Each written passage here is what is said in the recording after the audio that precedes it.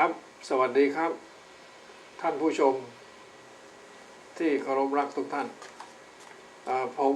ศาสตราจารย์ดร.อัจฉชัย จินตเวชครับปัจจุบันรับราชการ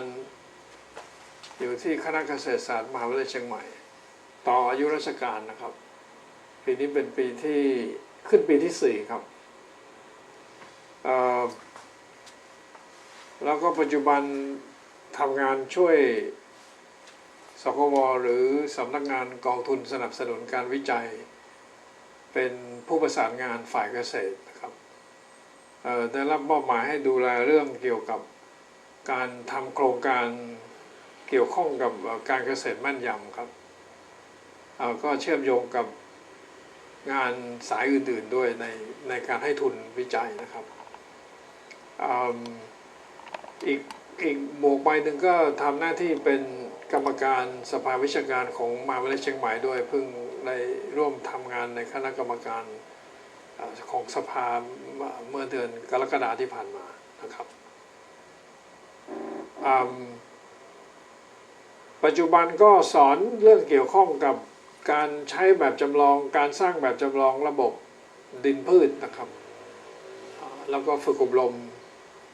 เกี่ยวกับเทคโนโลยีสารสนเทศเกษตรในกลุ่มงานที่เป็นสารสนเทศแบบจำลองแล้วก็ GIS กับเพื่อนที่อยู่ต่างประเทศด้วยก็เพิ่งเสร็จสิ้นไปเมื่อเดือนสิงหาที่ผ่านมานี่นะครับมีผู้เข้าร่วมอบรมอยู่เกือบ30ท่านนะครับจาก9ประเทศครับวันนี้ก็จะมานำเรียนให้ทุกท่านได้มีข้อมูลเพิ่มเติมในเรื่องเกี่ยวข้องกับข้อมูลทรัพยากรเกษตรสำหรับการพัฒนาที่ยั่งยืนบนฐานเศรษฐกิจแล้วก็ประชาพอเพียงนะครับซึ่งข้อมูลที่เรามีแท้ที่จริงแล้วมันเป็นตัวแทนของสภาพข้อเท็จจริงเป็นข้อมูลที่เป็นทั้งตัวเลขแล้วก็เป็นข้อมูลที่เป็นตัวหนังสือรูปภาพแล้วก็มีทั้งลักษณะที่เป็นตัวเลขเชิงข้อมูลหรือภาษาอังกฤษเรียกว่าข้อมูลเป็นข้อมูลเชิงดิจิตอลนะครับหรือเป็นข้อมูลที่เป็นกระดาษก็ได้นะครับหลักการใหญ่ๆแล้วก็จุดประสงค์หลักๆของการเก็บแล้วก็การมีข้อมูลการสังเคราะห์ข้อมูลแท้ที่จริงนะเป็นการวิเคราะห์แล้วก็สังเคราะห์ให้เราเข้าใจตัวให้เราเข้าใจถึงกลไกแล้วก็กระบวนการของระบบนะครับซึ่งท่านผู้ชมจะเห็นในภาพก็จะเป็นถ้าดูลูกโลกก็จะเป็นระบบธรรมชาตินะครับแล้วก็วงสีแดงที่ผมวงไว้นั่นก็เป็นวงของเรียกว่านิเวศที่มนุษย์สร้างขึ้นนะครับหรือมนุษย์ได้ช่วยกันแต่งขึ้นในกรณีนี้ก็จะเป็นเรื่องของขอบเขตของประเทศซึ่งจริงๆมันเริ่มต้นมาจากครอบครัวมาจากหมู่บ้านมาจากครัวเรือนนะครับแล้วก็ขึ้นมาเป็นเมืองมาเป็นการเมืองสร้างถนนทำระบบเกษตรเพื่อการผลิตอาหารเครื่องนุ่งห่มอะไรพวกนี้ครับยารักษาโรคเพื่อที่จะเป็นส่วนหนึ่งของการดำรงชีพของเราได้อย่างมีคุณภาพนะครับซึ่งมันต้องมีการพัฒนาอย่างต่อเนื่องเนื่องจากความต้องการของมนุษย์เพิ่มขึ้นตามจำนวนแล้วก็ตามความต้องการที่จะพัฒนาให้มีความยั่งยืนนะครับซึ่งปัจจุบันการพัฒนาของประเทศเราก็มาสู่จุดที่เรียกว่าจุดเปลี่ยนอันสำคัญก็คือการที่จะเข้าไปสู่ความมั่นคงความมั่งคั่งและความยั่งยืนตามยุทธศาสตร์แห่งชาติ20ปีนะครับซึ่งตั้งอยู่บนฐานสำคัญก็คือ SDG หมายความถึง Sustainable Development Goal หรือการพัฒนาแห่งศตวรรษที่ยั่งยืนนะครับผมยกกำลัง SEP ก็คือ Sufficient Economy Philosophy ตามปรัชญาเศรษฐกิจพอเพียงของในหลวงรัชกาลที่9นะครับท่านผู้ชมครับข้อมูลอีกอันหนึ่งที่น่าสนใจแล้วก็ผมอยากจะนำเรียนในที่นี้ก็คือข้อมูลที่เกี่ยวข้องกับการเกษตรในบ้านเรานะครับอันนี้เป็นข้อมูลที่มาจากสำนักงานสถิติแห่งชาติ เขาทำการเก็บข้อมูลทุก10 ปีนะครับอันนี้เป็นรอบปี30 ปีที่ผ่านมาก็ตั้งแต่ปีล่าสุด2556นะครับ2556เราจะพบว่ามากกว่าเกือบ80%ของครัวเรือนเกษตรในบ้านเราประมาณ 5-6 ล้านครัวเรือนนะครับประมาณประชากรประมาณ20 ล้านคนมีมากเกือบถึง 80% หรือ80%ที่มีพื้นที่ดินเป็นของตัวเองซึ่งเป็นตัวเลขที่ดีมากเป็นข้อมูลที่ดีมากแสดงเห็นถึงความผูกพันความยึดโยงกับวัฒนธรรมการเกษตรของเรากับชีวิตความเป็นอยู่ของสังคมไทยนะฮะข้อมูลอีกอันหนึ่งที่น่าสนใจมาจากแหล่งเดียวกันก็คือว่าการใช้ที่ดินประมาณ100 กว่าล้านไร่140 ล้านไร่ส่วนใหญ่จะเป็นเพื่อการเกษตรทางด้านการผลิตพืชเกือบ 80% ตรงแท่งสีเขียวที่ท่านเห็นแล้วจำนวนนั้นไม่น้อยทีเดียวที่ทำการผลิตพืชเชิงเดี่ยวนะครับข้อมูลเหล่านี้ก็เป็นข้อมูลที่มีประโยชน์มากในการที่จะช่วยกันวางแผนการเกษตรในการที่จะวางแผนการผลิตทรัพยากรบุคคลระดับต่างๆตั้งแต่อาชีวะไปถึงระดับปริญญาเอกแล้วก็ระดับเข้าสู่อาชีพทางเกษตรนะครับนี้เรามาย้อนดูข้อมูลอีกอันหนึ่งที่น่าสนใจก็คือการใช้ทรัพยากรที่เป็นการนำเข้า 100% ก็คือปุ๋ยเคมีนะครับท่านผู้ชมครับเรานำเข้าปุ๋ยล่าสุดเมื่อปี2556ประมาณ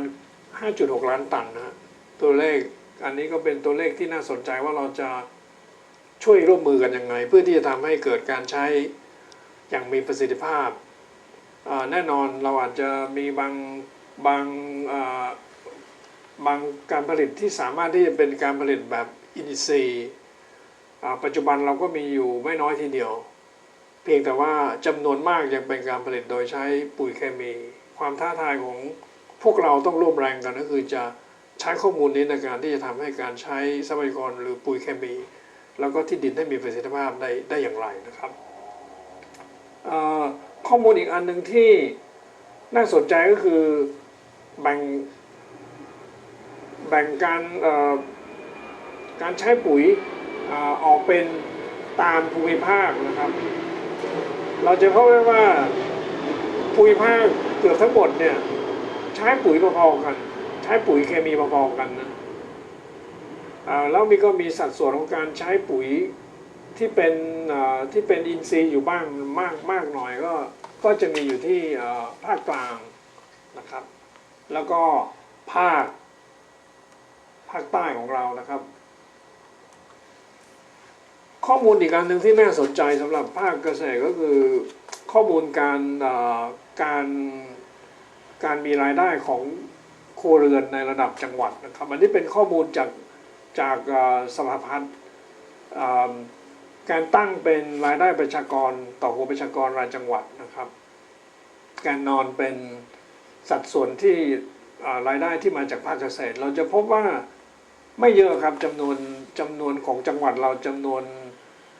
มากทีเดียวที่มีรายได้มาจากภาคเกษตรเพียง 30% ดังนั้นการศึกษาการวิจัยการทำงานเพื่อที่จะเพิ่มรายได้จากภาคเกษตรก็ต้องไปโยงกับนอกภาคเกษตรเพื่อที่จะให้เป็นตัวรองรับการเปลี่ยนแปลงที่อาจจะมีเกิดขึ้นในสภาวะที่เราไม่ทราบนะครับข้อมูลอีกอันหนึ่งที่น่าสนใจก็คือข้อมูลของการสัมภาษณ์ของอาจารย์ชาวญี่ปุ่นหลายสิบปีที่ผ่านมาแล้วครับอันนี้ทำที่หมู่บ้านที่ขอนแก่นที่หมู่บ้านดอนแดงนะครับพบว่าการสำรวจเยาวชนในสมัยนู้นพบว่ามีอยู่เพียง2%เท่านั้นเองนะ2%ที่อยากจะเป็นเกษตรกรเป็นข้อมูลที่น่าสนใจครับเป็นข้อมูลที่น่าสนใจตรงที่ว่าเราจะทำยังไงถึงจะเพิ่มขีดความสามารถให้คน 2% ให้สามารถผลิตแล้วก็ใช้ทรัพยากรอย่างมีประสิทธิภาพเลี้ยงคนได้ตั้ง 90% ได้อันนี้ก็เป็นความท้าทายที่ผมเรียกว่าเราต้องร่วมมือกันนะครับอีกข้อมูลหนึ่งที่น่าสนใจแล้วมาจากแหล่งการศึกษาเดียวกันก็คือว่า รายละเอียดมีเยอะนะครับแต่ผมอยากจะชี้ให้เห็นว่าการเกษตรเนี่ยยังคงต้องยังอยู่กับกับสังคมไทยถึงแม้ว่าเมื่อย้อนหลังไปเกือบ100 ปีนะฮะการผลิตโดยที่เน้นพืชเศรษฐกิจมันเริ่มเข้ามาแล้วก็การหารายได้จากที่ไม่ใช่เป็นภาคเกษตรก็เข้ามาเหมือนกันแต่อย่าลืมว่าเรายังมีส่วนที่เป็นภาคเกษตรแล้วยังต้องเป็นการผลิตเพื่อการยังชีพยังเป็นส่วนสำคัญเป็นองค์ประกอบสำคัญของการทำงานของทุกภาคส่วนนะครับสุดท้ายสำหรับตอนที่ผมอยากจะนำเรียนอย่างนี้ครับอันนี้เป็นภาพที่สะท้อนให้เห็นการพัฒนาการของการทำงานในช่วง50 ปีที่ผ่านมาข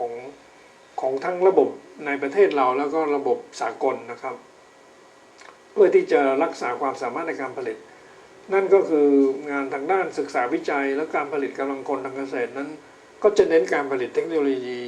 ที่เรียกว่าเทคโนโลยีเขียวปฏิวัติเขียวนะครับในภาษาอังกฤษเรียกว่า Green Revolution เทคโนโลยีผมขออนุญาตย่อเป็น GR1 นะครับ GR1 ก็เราคงทราบดีก็คือเป็นพันธุ์พืชใหม่ปุ๋ยใหม่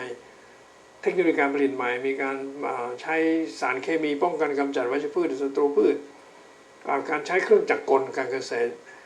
อนาคตจะมีใหม่ก็เรียกว่าเป็น GR2 ที่ผมเรียกนะครับ GR2 เป็นเทคโนโลยีที่ต้องเริ่มต้นการใช้ข้อมูลมากขึ้นท่านผู้ชมครับเราจะได้ยินการใช้ข้อมูลทางด้านที่มาจากการเก็บข้อมูลโดยอัตโนมัติผ่านเรียกว่า IoT การผ่านข้อมูลที่เก็บโดยเครื่องอุปกรณ์วัดที่เป็นเซ็นเซอร์ต่างๆอุปกรณ์วัดอากาศอุปกรณ์วัดความเป็นสมบูรณ์ของดินอุปกรณ์วัดความชื้นของดินสิ่งเหล่านี้เราจะต้องเอามาผนวกรวมเพื่อที่จะทำให้การผลิตเรามีประสิทธิภาพมากขึ้นภายใต้กรอบสีแดงที่อยู่ข้างบนนะครับก็คือการเพิ่มขึ้นของประชากรแน่นอนจำนวนที่ดินไม่สามารถเพิ่มได้แน่นอนอันหนึ่งที่จะเพิ่มมากขึ้นก็คือการเปลี่ยนแปลงของภูมิอากาศซึ่งจะมีผลต่อระบบเกษตรในแต่ละพื้นที่แตกต่างกันหลากหลายเราจำเป็นจะต้องร่วมกันเก็บข้อมูลแล้วก็ร่วมกันที่จะใช้ข้อมูลเพื่อร่วมกันตัดสินใจอย่างแม่นยำแล้วก็นโยบายก็จะเป็นไปอย่างมีประสิทธิภาพนะครับขอบคุณมากครับสำหรับวันแรกครับสวัสดีครับ